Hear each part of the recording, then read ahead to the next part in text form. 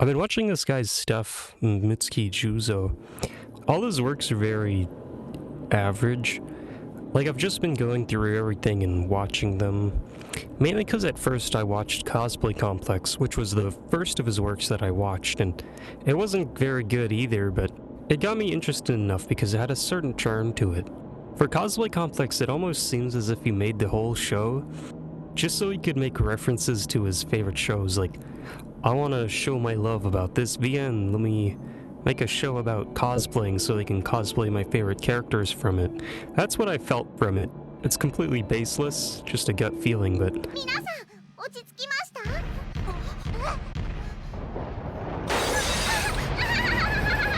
most of his shows, they just seem to appeal to himself directly, which I can respect. It's almost all ecchi. They usually have a really outgoing guy. Okay, like, I don't want to, like, I could say the same for Oremo. These characters are just things he's interested in, communities or cultures he enjoys. Otaku culture. There's the Irage and Maho Shoujo girl, the fighting game and shmup girl, the... 押しかけ妹妻禁断の二人暮らし The MC isn't just a self-insert either. He starts off not being interested in any of that. Turns out the guy produced the Graduation series, which kind of pioneered the Raising Sim genre, games like Princess Maker, for example. Graduation 2 was localized and released here, but they made all the characters American. Yeah, what's up? My name's Sari. Yeah, I'm from New York. Alright, well, actually New Jersey, but you know, I spend most of my time in New York and... You really expect me to believe that? All you really do is micromanage their stats, get events sometimes. I didn't play it for very long. If I were to play one anyways, I'd want it to be the original. Looks much cooler. Especially on all the different system ports. That's what I did directly after discovering he worked on these, just watched gameplay of them. Especially using this channel. Vice the Determined. They'll write a paragraph or two just about the game in the description, which is nice, with some good facts and info. The whole channel is just footage of probably every obscure Japanese game you could think of, with that description of info. What got me really interested were the playlists for Dojin and Japanese PC games. Just a giant list of random Dojin soft to browse through. Some obviously, I would never play them. However, some people might. Cyanide Blizzard appears to. I assume they're being honest here. Turns out Cyanide Blizzard worked on a patch for some old Easy Game Station Read or Die fan game. Translated into English. I had to check it out because I really dig Easy Game Station's style. A lot of their games use that 2D sprites over 3D environment, which I love. Recent ones too. I know this running one is fully 3D. And obviously it still looks great. It's nice that you can customize your character too. Probably quite a bit of fun co-op. After playing that Read or Die game, which I've been meaning to watch Read or Die, I should really get to it. But afterwards I decided to go through that list, pick out a couple that appeal to me and play them. First one was this Miku Klonoa one. Something about that simpler 3D look. It's hard to give a specific example for what I mean, but it's almost that early MMD look. I don't know much at all about that, but I have seen some stages that look really nice. Because everything is painted on, all the shadows and the lights, the texture work, it looks amazing. Anime fighters, a lot of the background specifically, Persona 4 for example, do that, and I love that look. Saying all that, this doesn't look very close to that, but it gives me the same vibe. Gameplay-wise, it looks to be unfinished. Later levels have placeholder textures almost. It does have an ending with CGs. It made me feel really inspired for some reason regardless. Creatively, it made me want to make a game. It's pretty cool to me. Especially since without Vice the Determined I would have never found this game, nor would have others because it's not on Internet Archive or anything.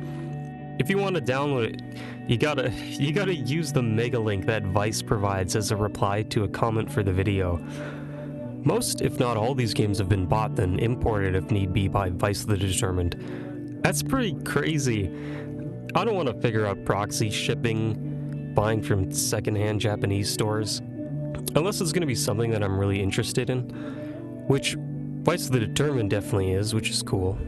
Even on Internet Archive, a couple of random Dojin games will credit the channel, because that's the way the files were obtained. A lot are sold strictly on disc and also at Comiket, so maybe it's a preference thing. Probably much cooler to burn your game and have an actual case for it too, and attend a big event to sell it. Probably never going to release your game on the PS2 at the time unless it's some super popular VN and you get some other company to do it. What do you need, like a dev kit, dev tool? Apparently some were unofficially made for the Dreamcast, and Xbox 360 had Xbox Live indie games. That was probably the closest thing at the time to releasing for a major console. Not physically, but still. I know that this one dev originally released some of their works on it, later down the line after it was introduced. And this is also because of Vice of the Determined. The gameplay for Shooting Chicken Brutal Suckers enticed me too much. I had to check it out. This was not released for Xbox Live. This was a Steam release. You gotta build up your score by comboing the 3 items, plugging with a shotgun, roasting them, then finishing them off with a magnum to get that yakitori combo. What I find funny is that there's also a separate shooting gallery game called Shooting Chicken Insanity Chickens, which really reminds me of how Resident Evil also just has a couple of on-rail shooters that I remember enjoying quite a bit. How do you even come up with this stuff? WTF, Japan? The Wonder Swan actually got 2 physical releases for Dojin games, which were apparently sold in stores. The games being Judgment Silver Sword and Dicing Knight Period. This is because the Wonder Swan had a commercially available dev kit. Anyone could buy it and figure out how to make a game with it. Bandai didn't make it, they just endorsed it. It was made by a company called QT, who would also hold contests for it back in 2001 to 2003. The winners are the games that eventually went on to be physically released. Though the original games differ slightly, at least I know for Dicing Knight they changed some stuff and added more things. It's a pretty fun game, the main gimmick being that the RNG for everything, all the random numbers are done via dice roll. Meaning that with items like the dice itself, you can see upcoming rolls and try to strategize around that. Maybe save a die 6 for drinking a potion or attacking an enemy. Take damage when you've got snake eyes. There's 5 dungeons with bosses to beat, and they all randomly generate a different amount of floors as listed beside them. Not overly varied in terms of walls or layouts, but you know, every dungeon has a different theme, a different scrolling background, or different enemies to keep it all fresh. And the items also help with that. You can get a drill and carve a path to the next floor, which is doubly useful since dying isn't very punishing. You can instantly try the same floor and all your items will be dropped into the ground where you died. You're not very powerful by default. You do have a special meter to pull off 2 stronger attacks, but you also have a whole lottery system to upgrade yourself with. Bosses or certain enemies will drop lottery tickets that you can use at this raffle machine, and it'll drop out an orb like in those scenes where the pro tag wins a fully paid trip to an onsen in some market. Each color of orb affects a different thing, bigger hunger meter, increased drop rate, stuff akin to that. And over time you get to equip more of them. After beating all the bosses, I like this worm one. I dig that simple way of giving an enemy or a boss a body just by like snaking sprites behind it. It looks good. You unlock a endless dungeon, which is always cool. Platoon Dispositive, the developer, has gone on to almost make a spiritual successor to it, Beyond Fallen on PC. It's a lot more forgiving to the player. You can buy health potions in the main hub before heading into the dungeon, and there's also different weapons here too. All the previous stuff is still there or improved upon. Dungeon generation is a lot more varied. It has been 11 years. I didn't play much of Judgment Silver Sword on the other hand. At first I thought all my bindings were all wrong, but when I thought about it, you play the game vertically, so therefore you would have to switch the Wonder Swan in real life. Whoa. Honestly, I had no idea the Wonder Swan even existed before this. The developer for it has their newer shmup still published by QT, which is cool. It seems most circles will start off with making a shmup. Being replayable, I bet, is a good thing for the devs as well, since how tied they are to the scoring systems. I wonder if that's because of arcades when they're starting to be designed for them. Okay, right now I'm headed to Capcom Plaza, or Plaza Capcom as they call it down here, to play some pop music. I'm hooked to this pop music game. You figure I'd be playing DDR like crazy here, but I've just been playing pop music like there's no tomorrow. This guy in my high school was working on a shmup. I think we were talking about Toho. And then he showcased that project that he was working on and was like, how the hell do you make those crazy bullet patterns? I barely played shmups, and seeing how many there were, I at least wanted to brushing up my skills so I could at least enjoy them at a casual level and maybe get a baseline for what's good. I ended up picking Mushihime-sama to start with. I saw it being recommended as a good beginner cave shmup. It really was a really good intro into actually sitting down and spending more than an hour for this sort of genre. Everything felt good, bullets would go where I needed them to. It feels almost as if they've tweaked specific enemies' health to keep that flow going. I might be complimenting something that isn't there. Love the whole bug aesthetic, that's another reason I picked it. They use the cool bugs, like beetles and moths. Even Hayao Miyazaki loves cool bugs. Definitely learned a lot every time I played it. I also randomly played Castle of Shikigami 2, which was a little different. Tons of different characters with all their different Shikigami primaries and move speed. I went mainly with the cat girl because she can absorb bullets, which is pretty useful. I know that's not unique to her. The Shrine Maiden character, I know her Shikigami can destroy bullets, and she shoots talisman to defeat enemies. I always love that. I like girls. Why does no one talk about software rendering mode with integer scaling? I had to switch to it because Shikigami 2 has some visual artifacts on any other renderer. But apart from those, this looks way better to me. Why does nobody mention that? Is this an elitist take? I play with integer scaling. I play in software rendering mode. In terms of doujin shmups, or indie shmups, played quite a bit by Nizakashi. They upload their games to itch, which is nice. A lot of them are more boss rushy in nature. In Daydreamer, for example, it's just a list of bosses to take down, all with their different gimmicks to figure out. Hako Palace is also pretty similar to that. The final boss, spoilers, is the starting room itself. To get the true ending, you gotta shoot it for like almost 30 seconds. Nizakashi does other stuff. Personally, I really like their puzzle games the most. In Ocarina, you gotta slide the blocks to form triplets before the timer runs out. It gets decently difficult. Same with Diadrop and Puttium. I really love the small changes in these for different areas or levels. The tiles will switch color or look. They're chill little games that were really fun to beat. XX Game Room also releases their games on itch. They make more traditional shmups. It's a pretty mixed bag for whatever site these circles or devs will use. Steam has a couple, but I've also found that some will just get taken down after a while. All of Platine Dispositif's games have been removed. It's a little weird. And I mean Steam, pay $100, have a guy post a template review about not hitting the dreamlike graphics checkbox. I'm a 45-year-old father, probably one of the oldest people playing this game. I got no clue what sites they use over there. DL site, Vector, FreeM. Some will host on their own site, which is awesome, like, whoa, I gotta check this out. I gotta check out the Miku shmup. Frozen Maiden one too.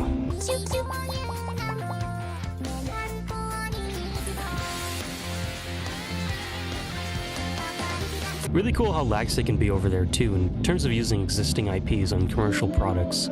Mount Punch is a cool circle. I really love this one based off Haruhi. You gotta shoot down all the stars before they pass the line, and you can only shoot inside this cone which shrinks in the later stages. You can chain them together, it'll tell you which star color to shoot to get extra points, I guess. You can also target them, then click on the SOS members to launch an assisted missile attack. Just a good arcadey game. All their other games look really nice, with most getting a high score as the focus as well. Haruhi has a couple others. There's a full 3D battler with nice little environments for the stages. I just kinda enjoy looking at the stages for some of these games. All the popular VNs at the time just have a ton of doujin games based off of them. I really like Pocket Cannon and Air. Look at these stages.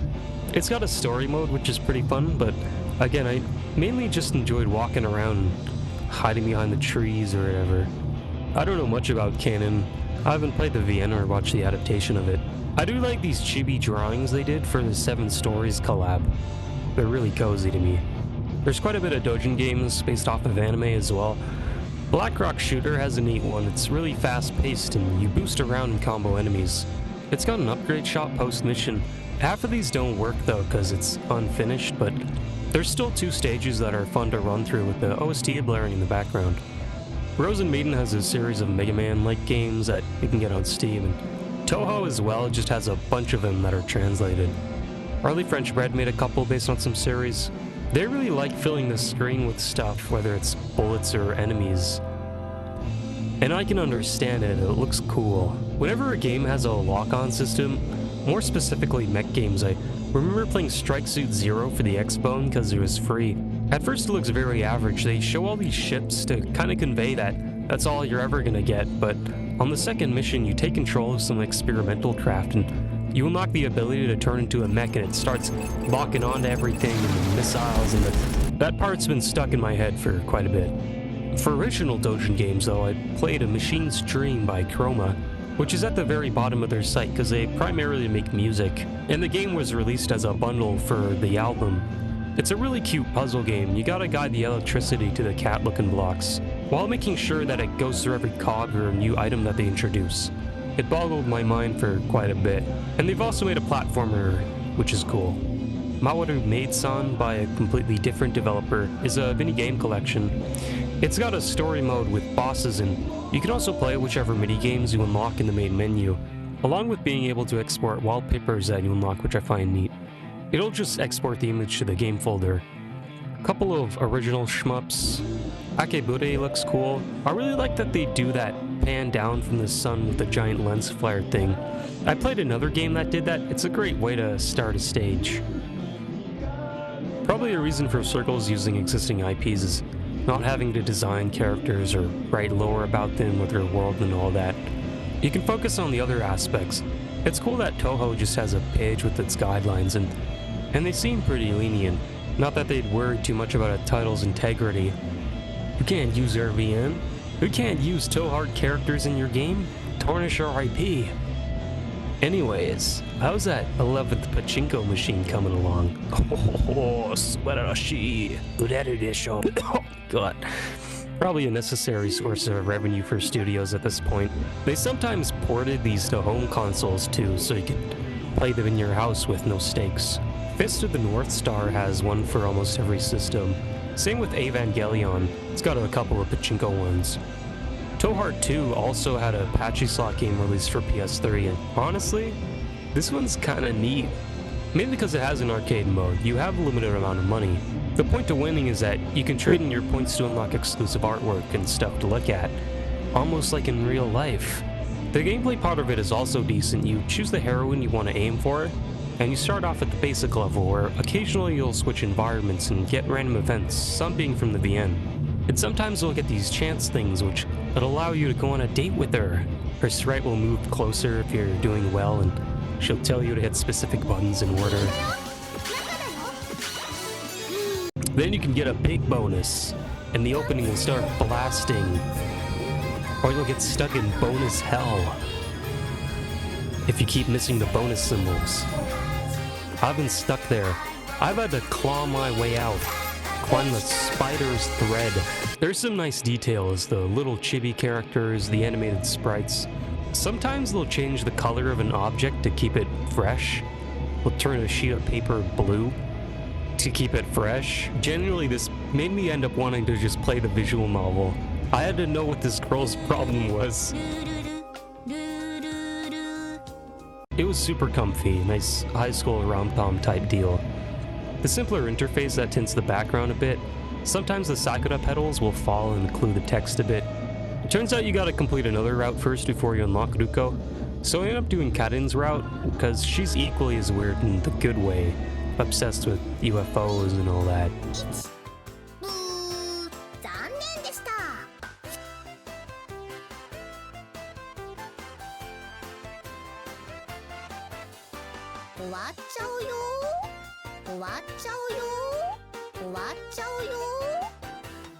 And she plays a fair bit into Ruko's route, which now I understand. I understand why she...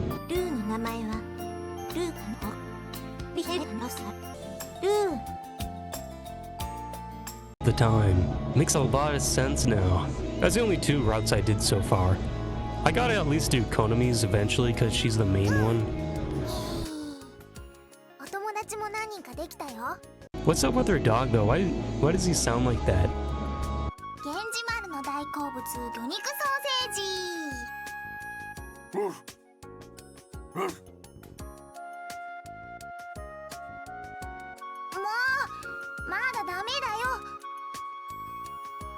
2017 for a translation too. That's decently recent, right? Towheart, X-rated. Towheart, X-rated. Gotta grind out more CGs on that patchy slot game. Hopefully there's a couple of Vaduko images. For reference, why I find the Towheart one decent is that no other patchy slot game or pachinko game that I played had any unlocking of items. Nothing similar to that. At most maybe a sound test.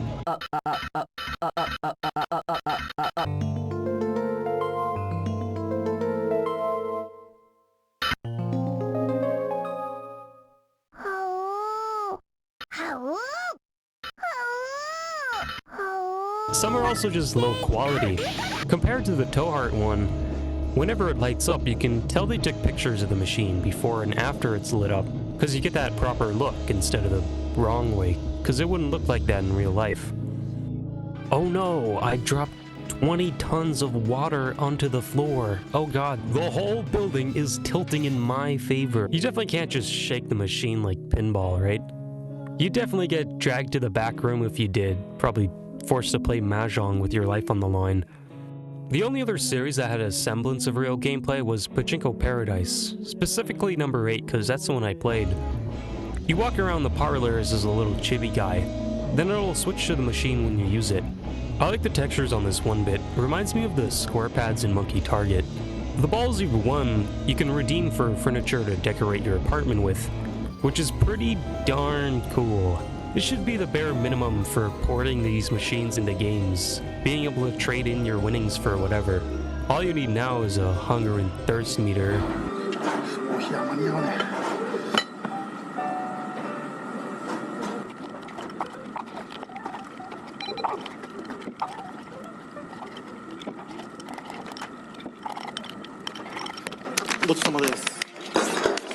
Cigarette meter.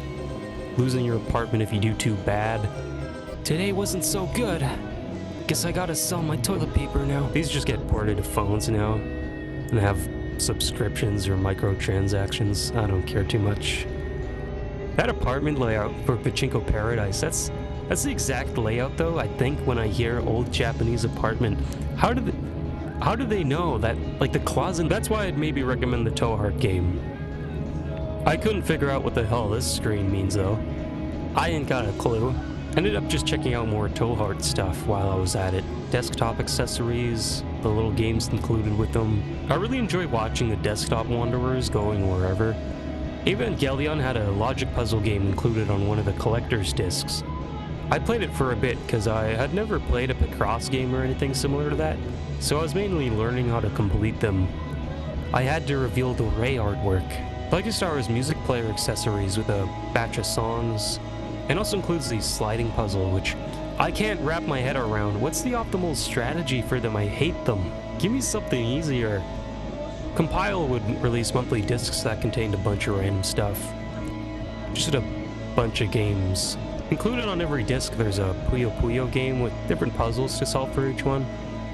Compilation discs are just neat, just packing a bunch of stuff together and then releasing it as a package. I know that a couple of Japanese universities with game development circles will similarly do this.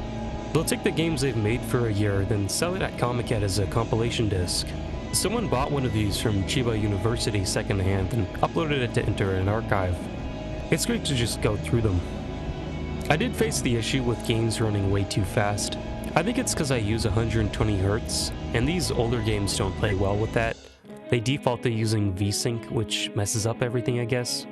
Some will include a timer option which fixes that, but that's far and few between. DX Windows can be used to fix this, I'm pretty sure, but I didn't want to figure it out. That last game on the 2013 disc is crazy. You were bored flying through space and shooting lasers, and then when you die, you... For the rest of these university circles, most have uploaded their works to their personal sites where you can download them over there. Some have upwards of 100 games made over time. T-Res from the University of Electrocommunications made a pretty neat rhythm game. They call it dynamic notes because during the song the notes will flip and be mirrored to the other side. This song is my favorite example right at that part.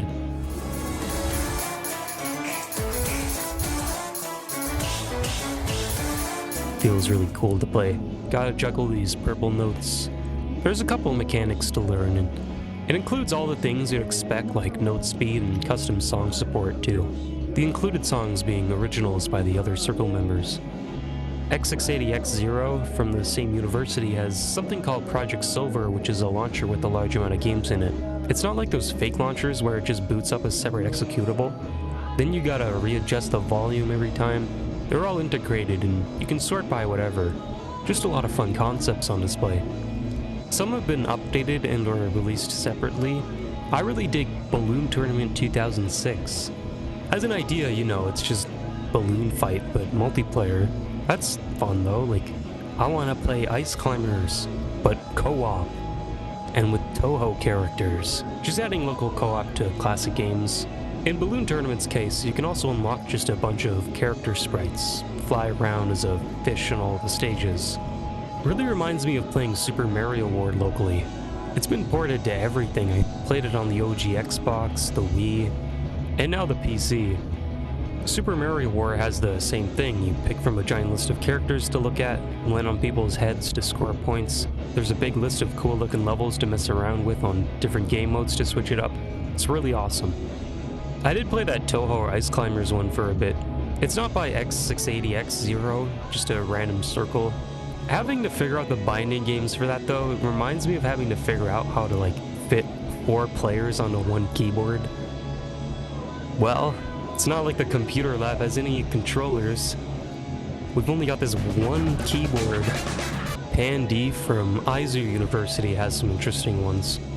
They release seasonal packs which are quicker to download and check out. Some circles have their logos for the boot splash, which is a nice touch. These compilations almost give me a boost of adrenaline. Load of BS for this minigame one though. You could spend an afternoon going through any of these. No special programs are needed to make them run or anything.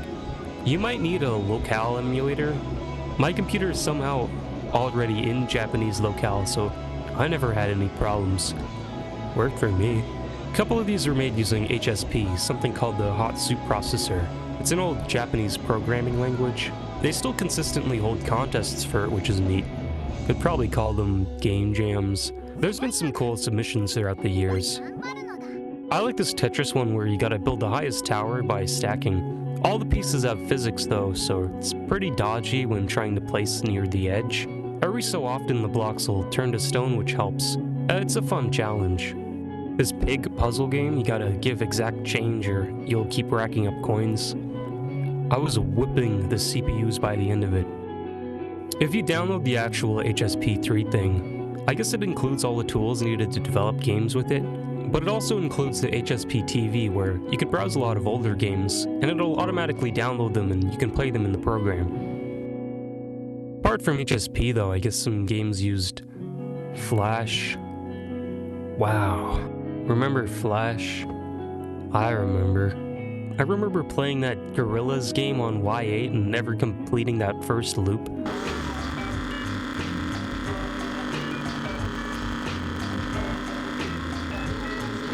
Yeah!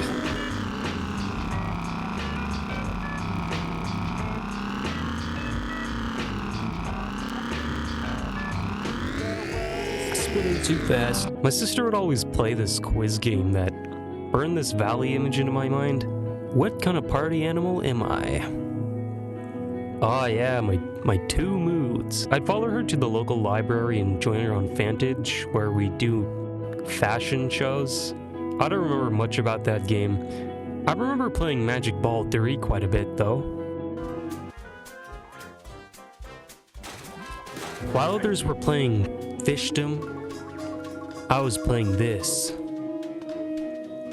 Yeah, maybe some things are best left to the past. Armadillo Run still holds up. One thing that haunts me to this day is that I got Whack-A-Mole for the DS as a gift, and I didn't even play that thing for 2 seconds. I'm a horrible human being. This will pop up in my mind at night when trying to sleep. So I played it. It was okay. There's enough to keep it fresh. I'm sure they did as much as you can really do in the Whack-A-Mole confines. Playing with a mouse on an emulator feels like I'm training my FPS skills though. Xenonia for the DSi is another I played for quite a bit. I don't ever remember it being this slow and clunky. But yeah, the idea is still there. Kill enemies to get stronger, to kill more enemies. Recently I replayed Ys, and that reminded me of what I remember Zenonia being like. Immediately just moving around, it feels good to play. I like pretending I'm a fighting game player warming up for a tournament. After you pick back up your sword and leave the village, just going down whichever split you take. Just dicing through all the starting area enemies. It feels really satisfying. The blood splatters, all the particle effects for when they explode, the sword trails. It's fun to zigzag back and forth between enemies too because of the stun. Then you got that intro beach area where you can leave some nice trails in the water. I personally like using point sampling for the textures. I can understand that blurry bilinear look. The PS2 version hits that pretty well with everything being models too. But I prefer how sharp and dense the interiors can look with it. Right after beating the first boss, you enter that underground temple portion with those spider-looking bugs with their big light antennas. Then finally reaching the town, everything's more muted, almost as if it's permanently autumn here.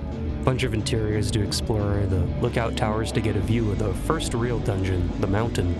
This grassy buffer area in between is nice.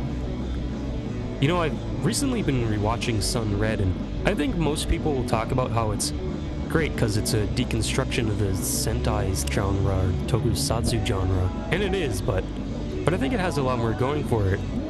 Arc definitely needs some grinding. The mountain is the first real block apart from the first boss, but feels great afterwards when you can finally take on all the new enemies. I like going after these rock-throwing guys and climbing into their hiding holes, beating them up inside. The camera will also pan here for a couple of places, and that room with all the enemies that explode the instant you enter is fun. Also the room where you fall down into after beating the first boss with the broken pillars and the light shining through. And you get the fire sword here too, which you can upgrade at the observatory, which is definitely my favorite interior for the game. Then you gotta backtrack to that other place, complete that dungeon. Probably my least favorite. On a second playthrough, I did find that most of the equipment I was missing was hidden here, and the creepy statues are cool. That Sun Red show, though, it really nails that casual conversation between characters. I love these little scenes of these guys especially. It'll just be them chatting at some family restaurant or izakaya about random things, and then this guy will leave and not leave enough change for his meal, and will point that out to themselves. Another thing about that dungeon, why isn't there a save point in the shrine area? You return there around 3 times, you gotta walk past those creepy tubes again and again.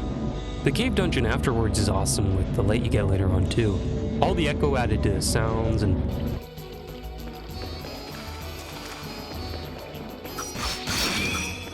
just all the new enemies like the shadow clones of Adol or the bugs that inflict debuffs. I enjoy those little icons that appear for them, especially the skull one. It's the same rock textures throughout, but all the color variations keep it fresh. This place also has the jellyfish mini-boss. Cool that the game just has a couple of random mini-bosses you can fight for that extra challenger experience. Another great example for that Sun Red show for it feeling real. At one point this mole monster is being chased by Red's buddy. So he digs a hole to hide in, and Red's buddy, walks over, picks up the hose, turns it on, crouches down, pours the water in. This whole bit here looks awesome because he's moving like a human would, I see no cut corners of this show. Having to save the townspeople afterwards is fun, and Frog Boss is alright. Honestly, I'm surprised that Sun Red even got a second season. I did see it being referenced in another show, Monster Development Department, so maybe it has some die-hard fans over there. At least it's definitely pretty obscure here compared to everything else. Why have so many people watched Toneri no Seki-kun? That's kind of strange. I thought it was in the same boat as Sun Red. My favorite gags aren't the ones centered around the park that they get beat up at all the time. Sun Red seems to generally be a nice guy too. Whenever Vamp and company comes over, he'll get embarrassed if his girlfriend tries to snuggle with him. It's also implied that Floorshine is actually pretty strong, it's just that Sun Red is way too overpowered. I like those things about his character. And that green dog is insane, it can do that Terminator liquefied thing. 0.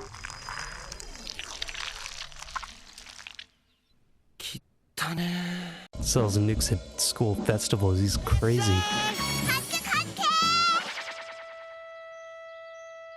ピーちゃん、それはあの国が買いに来ちゃうよ。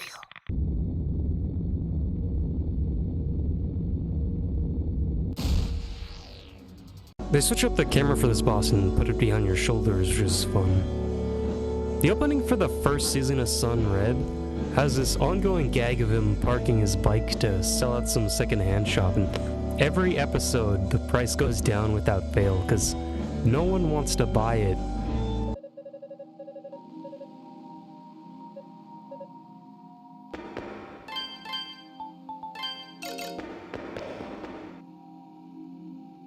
It's really just a nice cozy anime set in some neighborhood in Kawasaki. They have cooking recipes at the end of episodes. The fan subbers that did the show included a couple of peanut butter jelly time jokes in the subs. These damn localizers mistranslating my show. After beating the final bosses, you get a nice ending cutscene, and you get to see the village at night, then Adol sails off to wherever because the series is episodic. Oath starts out the same and shares quite a bit of similarities in general. The town in Oath is a little bigger though, and the mines to me are almost like an improved cave, especially with that second portion of it. What they also do in the second dungeon is neat. The first section is fine. Those mage guys with the magic bolts look cool because they illuminate the floor underneath them. And you also fight Chester here for the first time. And he's what causes that really cool transition to the third dungeon, where he kicks you down in the cutscene. You're actually just stuck down there, because you only unlock the fast travel item afterwards, which mechanically is really cool to me. Then right after, you got the snowy mountain instead of a volcanic one, which is my favorite area for this game because of how pretty it looks. You're switching between indoor and outdoors, and midway there's that 3 birds boss fight. Having the order you take them down influence the final phase, so you have to survive is cool. Immediately after beating that area too, you go to the castle, which has 4 bosses alone, which is really cool. It almost makes Oath feel boss rushy to me, just because the frequency of bosses is pretty high, with the focus on speed and momentum also being significantly higher in this game. Having to switch elements to dodge the attacks of the first one, the dogfight is fun, the robot boss shoots cone missiles. I love cone missiles.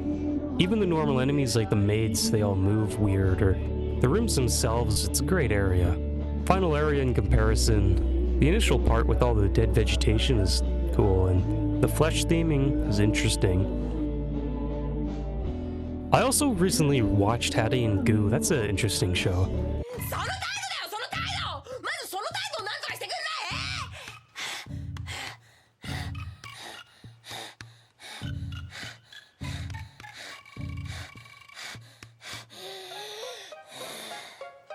Definitely a different kind of comedy to Sun Red.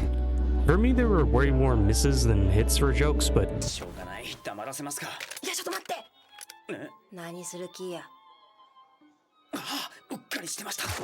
there's so much crazy stuff going on, it doesn't affect it that much. It was so weird. She's an actual menace. She eats everything. She eats those weird rabbit pakte things. She eats hare.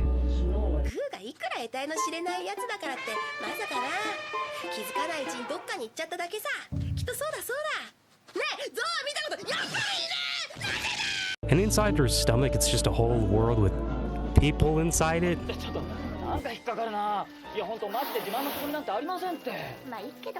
A lot of the abrupt jokes got me. In the first minute of the first episode, Hade's playing some RPG and the final boss is crushing his party. And then it whips out a paper fan and just smacks his last guy and deals a ton of damage. It's so stupid. It's so stupid in a good way. Most of the misses come from the jokes being set up way too obviously, almost as if they want you to know what the punchline is gonna be. But really, the show is just a blur in my mind at this point. I remember this really animated chase sequence just for a small bit, or in Deluxe, the ending has the chief dancing for a bit. Look at him move. Look at that shading on his body. That's insane. Oath ends the same. Adol leaves, goes off somewhere. No other really way to end it. Origin is an exception because they can do anything as it's a prequel. All the characters are new and quite fleshed out. Immediately it starts you off with a fast travel item which shows all the floors you gotta get through. I really love that plot of just having to climb a tower or something, like the characters gotta reach the top of a building. I really love that in movies. Wish Origin wasn't the last of the Ys games in this style. I almost want a classic fantasy one too, or average fantasy. Not too sure what the correct term is, the isekai one. I want an isekai Ys game with roguelike mechanics, online multiplayer, and rock-gen dungeons. Obviously, I was pretty disappointed for when Atlas revealed Project Re Fantasy as metaphor. I personally was really digging the concept art for the original thing, but whatever. I'm just a sucker for that classic fantasy setting. Like, immediately upon watching Slayers, I was like, oh, this is good. This is special. All the characters are great. They all have their overtop reactions and tropes, but the show flip-flops between these to more serious sides, which is nice. It's cozy. The more the first season went on, the more it felt like as if they're becoming a party and just hanging out. Especially with the addition of Zelos in the sequel. He's just kind of there, and they tolerate it. Story and plot-wise, it's all good stuff. Same episode, it's about them helping a chef so he can cook a dish for them using a legendary fish. And while they're trying to catch it, he gives Zelgadis CPR. Poor guy was expecting Amelia. Oh, why did he do that? While they're trying to catch it, he just keeps talking to them about how, oh, I had a child that looked just like you. And it'll be some sob story about them, and he does this for all 4 of them. So they just think he's lying, but it's revealed that no, he did, in fact, have 4 identical children. I feel like most shows would just insert a joke here, like, oh, it's a picture of his dog in the locket. Maybe he did have a daughter that looked similar, but never go that far. That's not the greatest example. In episode 5 of season 2, it's about this guy trying to resurrect his loved one by using Zelgadis and Amelie. And he succeeds, and she immediately asks for death. And then he blows himself up with her. That's insane. Most shows wouldn't go that far. They just go like, oh, he succeeded, but he used evil magic, so she's evil now, and then he dies by her hands. I swear I've seen that exact thing happen in shows I've watched. It's just executed really well, is what I'm trying to say. They almost never draw the same reaction face twice in the second season, too, while the first one is mostly Peanuts-looking ones. Those mid-episode fillers look awesome. The ending where they're window shopping looks awesome. That scratching noise they play every time when something bad is happening sounds awesome. The bad guy from season 1 beating them all up sounds awesome. I've only watched up to the second season so far. I did watch the first prequel movie because I'm watching in release order, and that's done by JC and it looks really nice. Those magic effects, whoa. Definitely the longest I've taken to watch a single series. I think I'm going to save the rest for the perfect time for when world peace happens. It's too good. I don't want to watch it, except under perfect conditions. I think in the meantime I'll try making like a little game or something. Something about that Miku game, it's got me feeling inspired. Also, let me know if you know any long play channels for anime. It's really annoying having to sit through these shows again just to record them in OBS. I really wish there was a better way. That's about it. Thanks for tuning in.